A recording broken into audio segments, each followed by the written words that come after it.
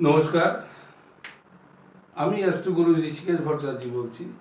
আজকে যে বিষয়ে আলোচনা হচ্ছে নক্ষত্র বিষয়ে। যে জ্যোতিষ আমাদের বৈদিক মতে আছে, সেই 27টা নক্ষত্রের মধ্যে আমরা এক এক করে প্রত্যেকটা নক্ষত্র আমরা 27টা নক্ষত্র 9টা গ্রহের মধ্যে যেটা আছে সেটা আমরা ভাগ করি।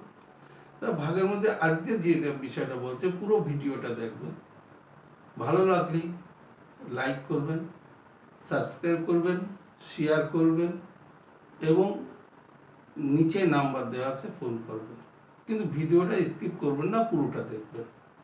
তো আজকে বিষয় হচ্ছে যাদের জন্ম কৃত্তিকা নক্ষত্রে, উত্তর ফাল্গুনী নক্ষত্রে এবং উত্তর আষাঢ়া নক্ষত্রে। তাহলে কৃত্তিকা নক্ষত্র 3, উত্তর ফাল্গুনী হচ্ছে 12 এবং উত্তর আষাঢ়া হচ্ছে 21। এই কৃত্তিকা নক্ষত্র অধিপতি হচ্ছে রবি। তাহলে এই জায়গাটা দাঁড়িয়ে আমরা কোন রেমেডি এবং কোন রত্ন ধারণ করলে আমার ভীষণ উপকার এবং ফল প্রদান করবে এবং কাজে সুফল পাবো, তাহলে সেই জায়গায় দাঁড়িয়ে আজকে পিপ পোকরাজ ধারণ করবেন অথবা 3 থেকে 4 রতি মুক্তা ধারণ করবেন। ধারণ করার সাথে রাধা যন্ত্রম ধারণ করবেন, অত্যন্ত সুফল পাবেন এবং যে কাজে যাবেন এবং সেই কাজে মনের ইচ্ছা আপনার পূরণ হবে। নেক্সট হচ্ছে নক্ষত্র যেটা, সেটা হচ্ছে রোহিণী নক্ষত্র। এই রোহিণী নক্ষত্র এবং হস্তা নক্ষত্র এবং শ্রবণা নক্ষত্র। তাহলে রোহিণী নক্ষত্র 4, হস্তা নক্ষত্র 13 এবং শ্রবণা হচ্ছে 22।